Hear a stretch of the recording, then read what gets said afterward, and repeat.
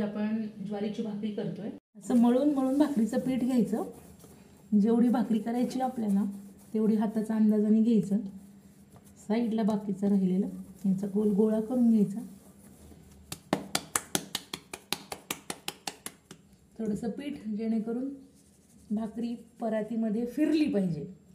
फिरण्याला फार महत्त्व आहे। संसारात इति संसार हा, तसं सारं काही फिरणार आहे। मग ती भाकरी असो, माणसाचे विचार असोत,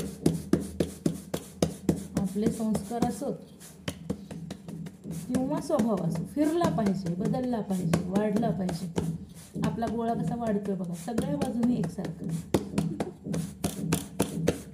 जैसा अन्न वैसा मन, म्हणून भाकरी करताना कायम चांगले विचार करावे। ही झाली भाकरी तयार। भाकरी अशी गोल छान थापायची आणि फिरली पाहिजे, सावकाश टाकायची, फार प्रेम करायचं त्या भाकरीवर। आपण आंघोळ झाल्यावर गन पावडर करतो तसं छानपैकी पाणी लावायचं, अतिशय प्रेमानं। स्वयंपाक जेवढा प्रेमानं कराल तेवढी घरची माणसं, खाणारी माणसं प्रेमळ होतात। त्यानंतर असा शेक लागतो, अलगद उचलायची, पलटी। तोपर्यंत दुसऱ्या भाकरीची तयारी करायची। पीठ चाळून घेऊयात। आता वास्तविक पीठ चाळत नाहीत बरं, पण आता जसं माणसं बदलली, खाणं बदललं, सगळंच बदललं, त्या पद्धतीनं पूर्वी आम्ही चुलीवर भाकरी करायचो। मग ते चूल सारवायची, त्याला चूल चौका म्हणतात।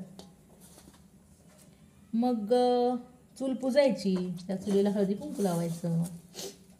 त्यानंतर म्हणायचं, सोन्याची चूल, चांदीच्या भाया, जेवण करते सीता मैया, आणि स्वयंपाक करते सीता मैया आणि जेवण करतात दत्तात्रय, असं काहीतरी म्हणायच्या जो पूर्वी जुन्या बायका। आणि मग आम्ही पण तेच मागून जे चालत आले ते।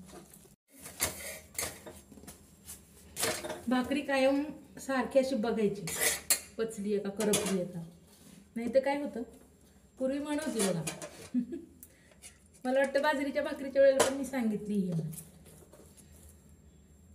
घोडी का घाबरली, भाकरी का करपली, तर फिरवली नाही म्हणून। म्हणून का अर्थ फिरला असं बघायचं आणि फिरवायची इकडून इकडून, म्हणजे करपत नाही। आता ही छानपैकी भाकरीचं परत हे असं चुलीवर मजा येते खरं, भाकरी खावी चुलीवरची, असंच आहे बघा। असं आरावर छान लावली की अशी टम फुगते की नाही, हा हा हा।